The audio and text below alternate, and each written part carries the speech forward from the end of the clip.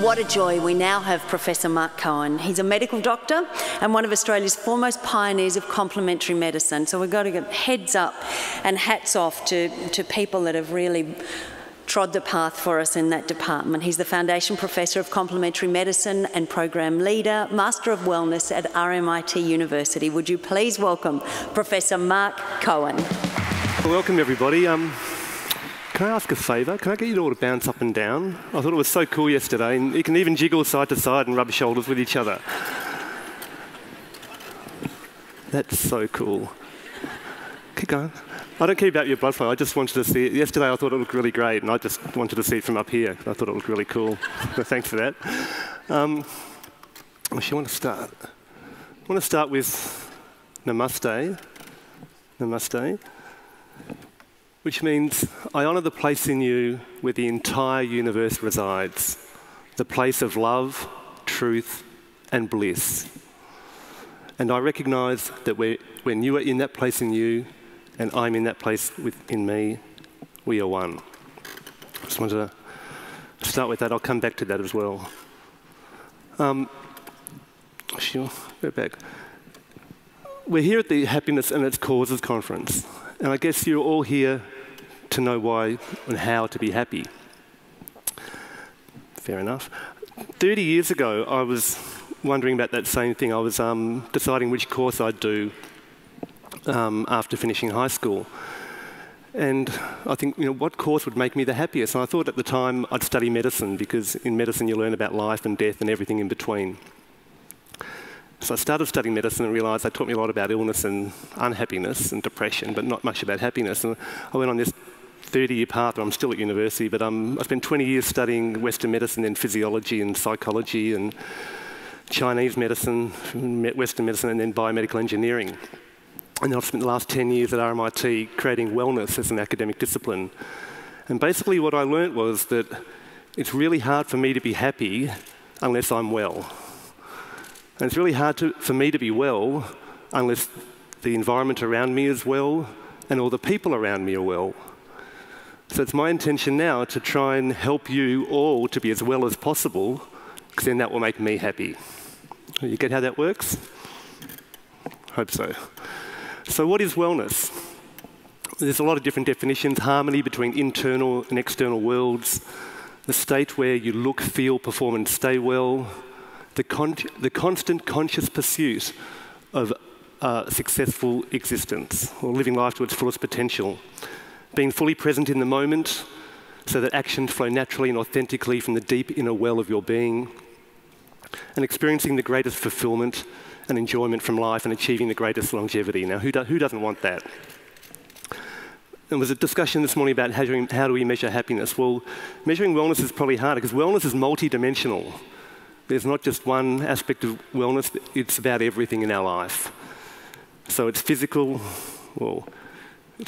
psychological, sexual, emotional, social, cultural, spiritual, educational, occupational, financial, environmental, existential, you name it. And that's the short list of dimensions. If any one of those dimensions are in crisis, your wellness is in crisis. So how do we conceive of this and how do we use it? Now I want to share with you a model that I've been working on and that I use for teaching. And it's a model where you have a vortex with illness and wellness on either ends of this continuum. And you can divide this into different areas. Below a defined line, we have ill health. And in medicine, we define that line by a blood pressure reading or a blood sugar reading or a symptom pattern in the manual. In the middle of the bell curve, in the middle of the vortex, we have average health. You're within 2 standard deviations of the mean.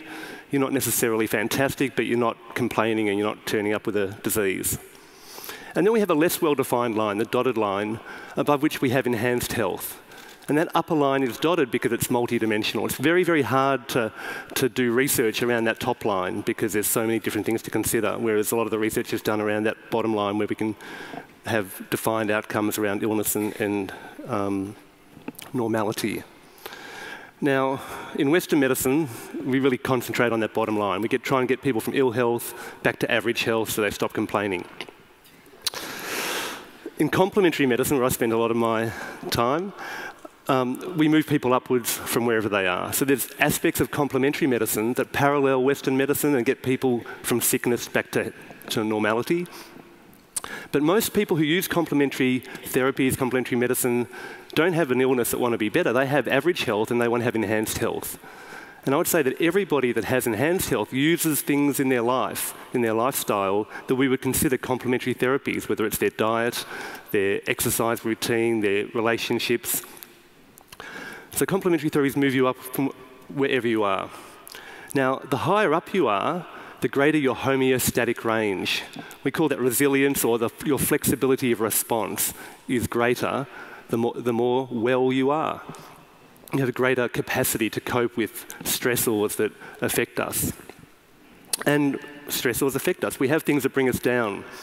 All sorts of stressors, whether they're, in every dimension there'll be stressors: financial, relationships, money, jobs, people, illness, aging. There are things that bring us down. In medicine, we focus about that a lot. We don't really focus about the opposite. The opposite I call blissors. They're the things that move us up towards wellness. Now, the whole field of positive psychology is now concentrating on that positive. But I think in medicine, we actually really don't pay enough attention to the blissors in our life. But when you look at the whole balance of that, that gives you a model for considering, where are the stressors, where are the blissors, what's happening with an individual, and we can look at that in organisational levels as well. And there's a great story when asked about the difference between illness and wellness. And Swami Satchidananda, who was the founder of Integral Yoga, was asked this. And he just went up to the blackboard where the words were written, and he went up to, forgot about the axis of bliss, excuse me. So within this whole model, we had this central axis, and in the vortex, this axis is the constant. And that's an axis that joins illness and wellness, and it's your immortal self. It's eternal, it's connected to everything, it's unchanging. It's the place from where you say namaste. That's the axis of our being, the deep inner well of our being. And as I was saying with the story with Satchidananda, who was asked the question, what's the difference between illness and wellness? He basically just went up to the board and circled I and circled we. When you're ill, it's about me. When you're well, it's about we. And that just gives you a framework. And I did a medical degree and then 2 PhDs. And I did a PhD in Chinese medicine and biomedical engineering. And I was looking at information theory and thermodynamics and how they all related. And I'm going to try and summarise the essence of those 2 theses in one slide using just images for you. So hopefully it will work. So imagine you've got a descending spiral. I call that the descending vortex of terror. Some people may have looked down there. And then there's another ascending spiral. I call that the ascending spiral of bliss. And from wherever you are, or if you consider the whole universe is made up of these 2 spirals, but the universe is absolutely infinite. It's beyond thought. It's beyond comprehensibility by definition. And we can't conceive it, we can't speak about it, but we can be it. We can experience it. Although we can never totally communicate that experience because it's beyond words. That's the infinite nature of the universe. And the universe is involved with cycles of destruction and creation. But the universe essentially is one. Matter and energy cannot be created or destroyed, only transformed from one into the other, the first law of thermodynamics. But what we do, we actually limit the universe to say the universe is out there and I'm in here. I'm separate, or this machine is separate from the universe. And once you have a separation from the universe, you have entropy or disorder increasing. It's the second law of thermodynamics. You can't have perpetual motion. Any time you've got a closed system, you have increasing disorder. And the way we living things overcome entropy is we have these cycles of transformation that transform order from our environment, from our food and the information we take in. We have these 5 phases of transformation that go through our body, and then we export to the environment disorder in terms of waste and pollution. It's a necessary act of living is actually to cause entropy into your environment. You have to do that to stay alive. And within that framework, there are some things that bring you down, the stressors that bring you down, that weigh us down in that role. And there are other things that raise us up. And if you look at the Lasada ratio, we need at least 3 balloons for every weight, 3 positives for every negative, just to be stable. And the ratio between the positive, the balloons and your weights, is where you find balance in this sort of spiral. Although ultimately, while you're finding balance in the spiral, it really doesn't matter, because bliss is accessible wherever you are, because you always have this axis of bliss. But that axis of bliss is your eternal self, which is at one with the universe. But when we talk about our ego self, the actual physicality of our bodies and our being, the balance is really determined by what goes in and what comes out, in terms of the whole world comes in, money and food, and what goes out, work and play and money and the world. So really, your balance is determined by the world. So again, you can't be well unless you're integrated with the world, and unless you haven't read the news for a long time, you might realise that all is not well in the world at the moment. I might not look that old, but I'm old enough to remember when this book came out in 1972.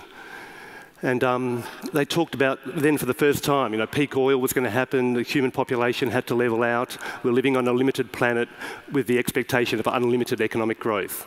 It's not realistic, there's going to come to a head, we cannot sustain the current rate of human population growth, of human activity. And again, you probably read the news, but you know that there's climate change, and I'm going to go through these because you've probably seen that more than you need to. With 30% of its species to be extinct, we have a toxic pollution crisis. We have an obesity epidemic with 1 billion overweight adults. We have world hunger with 1/3 of the world starving, 3 billion people in the world living on $2 a day. 20,000 children die every day, as Peter Singer was saying, which is 1 child every 3.6 seconds dying from malnutrition-related disease. But then we have huge wealth inequality, where the richest 2% own 50% of global wealth, 90% of the world share 1% of global wealth, and wealth inequality is the single greatest determinant of health or disease. We have financial instability, rampant consumerism, and chronic disease to the stage where, at the moment, the biggest killer on the planet is our lifestyle. Lifestyle-related chronic disease is responsible for about 60% of all the deaths on the planet. And I said every 3.6 seconds that someone dies of malnutrition, every 0.9 seconds, 4 times as many people die from overconsumption rather than underconsumption. We don't have a resource scarcity, we have an overabundance, and that's what's killing us.